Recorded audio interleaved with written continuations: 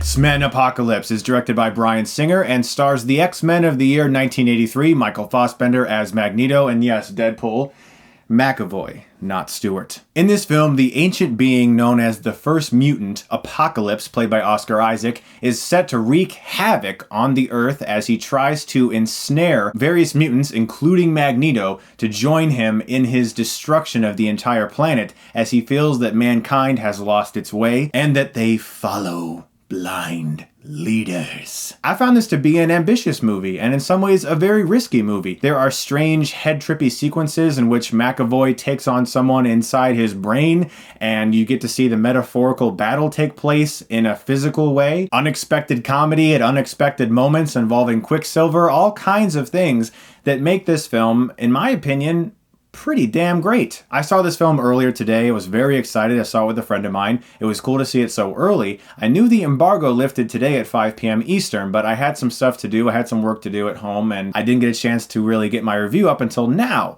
But I decided, you know what, I'm just going to look at the reviews and see what people are saying. I am blown away by how mixed to negative some of the reviews are. It's definitely not a perfect movie. It has its flaws, don't get me wrong. I'm not just going to sit here and talk about how much I love the X-Men. There are issues with this movie and its storytelling, and for me, the biggest was the first 20 to 30 minutes. I found that it was a little bit slow. And in regards to slow, I don't just mean slow-paced. It took me a while for me to care. The opening sequence is in Egypt. You learn a little bit more about Apocalypse and his backstory, and I just had a hard time getting invested in it. It felt a little scatterbrained for the first few minutes, and I was like, I really hope this film picks up. And I think some critics actually check out sometimes when a movie just doesn't grab you from the first scenes. And I honestly think that happens. But in the case of Bryan Singer's X-Men films, he's made 3 really good X-Men movies already, and so I'm willing to give him the benefit of the doubt.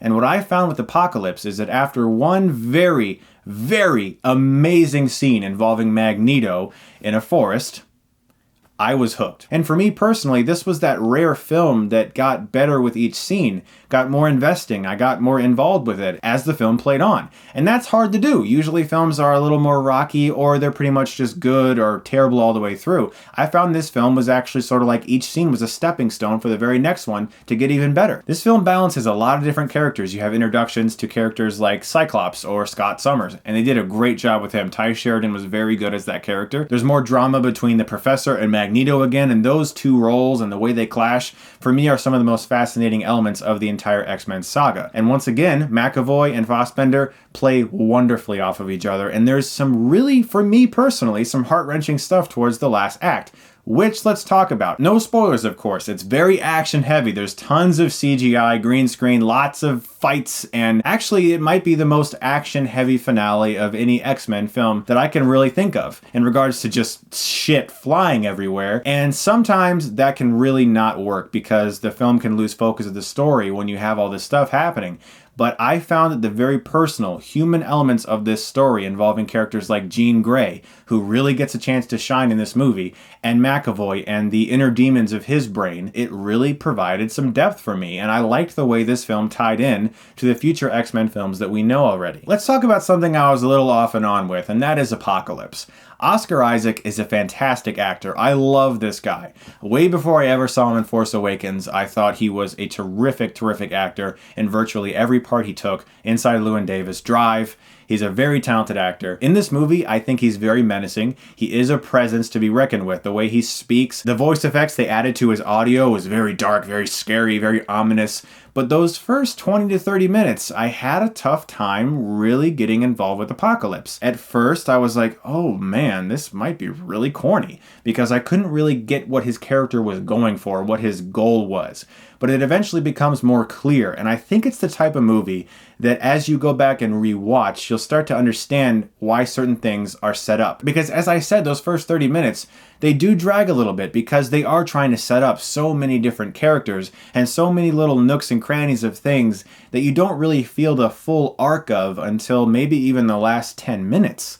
And that's a long time to wonder why certain plots and story elements were set up in the beginning. And during that time of watching it, I kept thinking to myself, are they really needing to explore all this? Oh, nice. I feel it now. Right there. And I can honestly say, as someone who watches films from a critical standpoint and who really likes to examine film, That is a problem that I personally have as a film critic.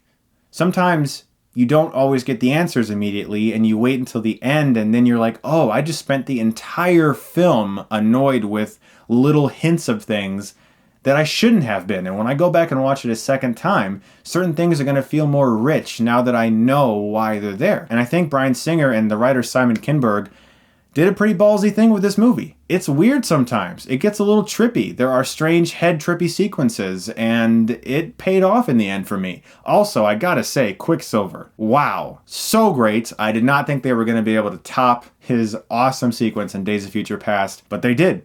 And enjoy it, because it's awesome. Also, no spoilers, don't worry. There is a sequence in this movie I was extremely excited to see. People said there was a very spoiler-heavy trailer that was recently released, so I didn't watch it. So going into this film, I didn't know of this amazing sequence that I got.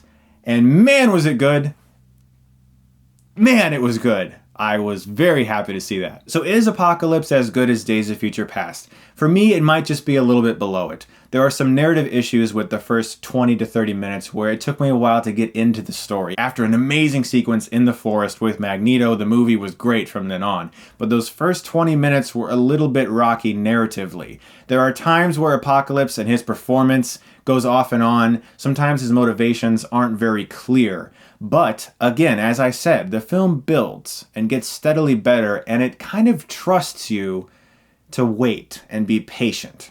And that's something that you don't see too often in comic book movies nowadays, and I have to give them credit for being ambitious. I'm going to give X-Men Apocalypse an A-. I don't agree with the critics on this one. I mean, maybe after a few weeks, there'll be some more positive reviews, but right now when I'm posting this, I think it was like a 40% or something on Rotten Tomatoes when I looked, and I was just like, I'm not feeling it this time, guys. I'm not feeling it. I think this movie's better than you're saying, and that's just me. So guys, I have heard your request. I didn't forget about it. I am absolutely going to review Captain America, the 1990 version, in hilariosity form. I have the frickin' Blu-ray, and I watched it. And don't worry, I'm going to review it, but when I got this kind of last-minute X-Men Apocalypse press invite, that kind of took precedence, and I hope you understand that. Reviews still coming. You guys are the best. Thank you so much, as always, for watching. I greatly appreciate it. And if you like this, you can click right here and get Stuckmanized.